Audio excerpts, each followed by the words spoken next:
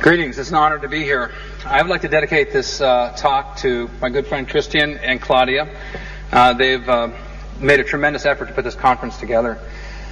So thank you, Christian and Claudia. I've also had quite a number of experiences with Amanita muscaria as well as Pantherina, and at later times I definitely want to talk to Ralph and other people about that. But this talk is going to center on the psilocybin active species. And because there are literally over 200 species that have been described in the genus Psilocybe to date, of which we now know over 100 of them are psilocybin active, I can't possibly show all the species that I would love to show you in the course of 45 minutes. I will try to speak slowly. It is not my nature, nor was it Jonathan's nature, but he did a very good job at slowing down.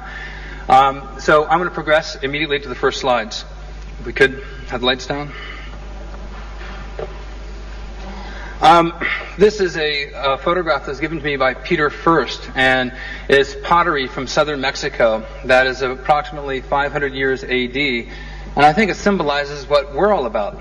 We're at a gathering celebrating the beauty and wonderment of mushrooms, as well as other plants. And I think that these gatherings have progressed through millennia because of our common interest.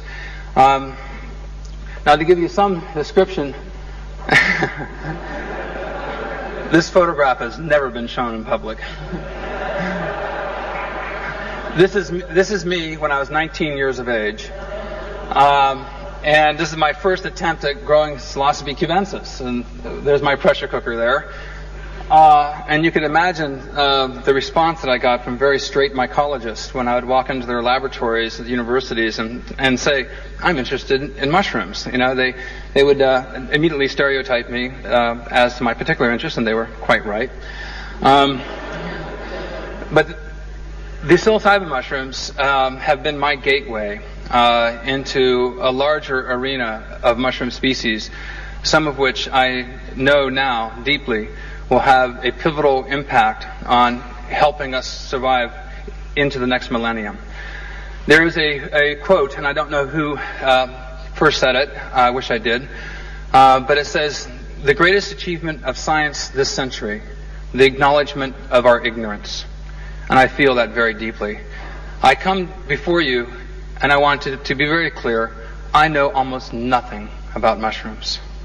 The more I study them, the more I realize the depth of knowledge that is soon or yet to be discovered. And this is also true. It takes many minds and many people's experiences to bring knowledge together. And I think we've tapped into a body of knowledge heretofore unexplored, even to as minutest level. And I think we're entering into a new age of awareness that is a whole new frontier with fantastic possibilities. So in 1976, and I see this conference as a continuation of that, Jonathan Ott and a number of other individuals started the first conference on psychoactive mushrooms. And it was held in Washington State at a place called Miller-Sylvania State Park. Directly after that conference, myself and Dr. Gaston Guzman, Gary Menser, now deceased, Stephen Pollack, also now deceased, and Stephen was one who first described Psilocybe tamponensis. Myself and Dale Leslie went on a wild mushroom gathering experience that lasted well over 2 weeks. And we were gathering specimens for Dr. Gaston Guzman's monograph on the genus Psilocybe, and he is the world's expert on that genus. And in the course of those travels, literally every time that we stopped the car and opened the doors, we were finding Psilocybes everywhere. It wasn't like we were going after Psilocybes were coming to us. And I see that again and again. Those of you who have been mushroomed, we are selected, I feel, by the mushrooms. We become communicators or vehicles of knowledge. We don't own this information, and I don't think that any of the speakers pretend that we even have any copyright to that knowledge. The mushrooms come to us. They impassion us. They excite us, and through that excitement and research, etc., we recommunicate larger and greater ideas than our own minds can create.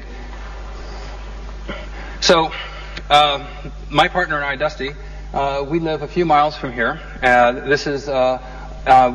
We live at the base of the Olympic Peninsula,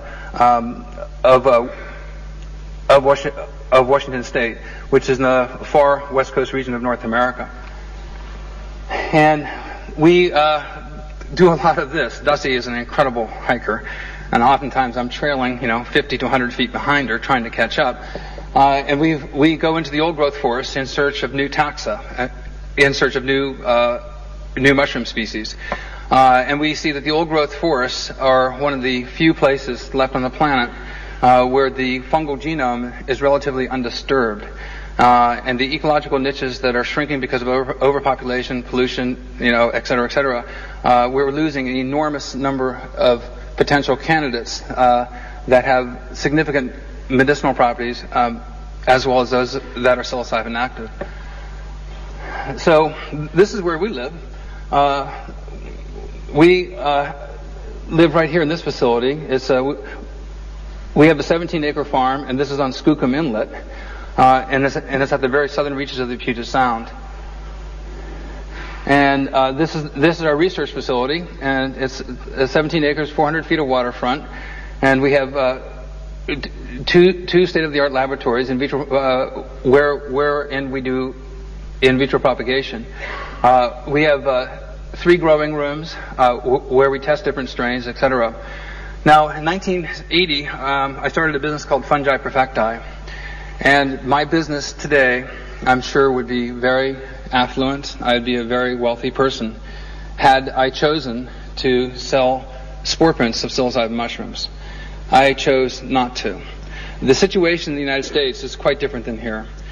And the authorities there watch very carefully to see if you are involved in selling, for instance, spores and then selling equipment for the cultivation of those into what the United States considers an illegal substance.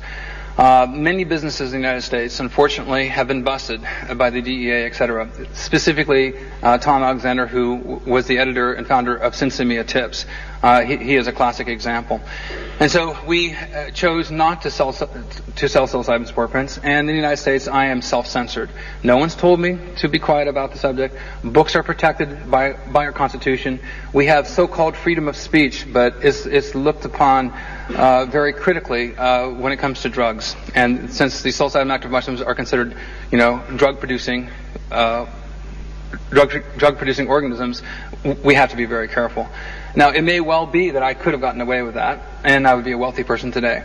But it was far better for me to continue on my path and to write books and let others do that, because I'm in this for life, and I can't do what I do best behind prison bars. So I chose to direct myself very carefully.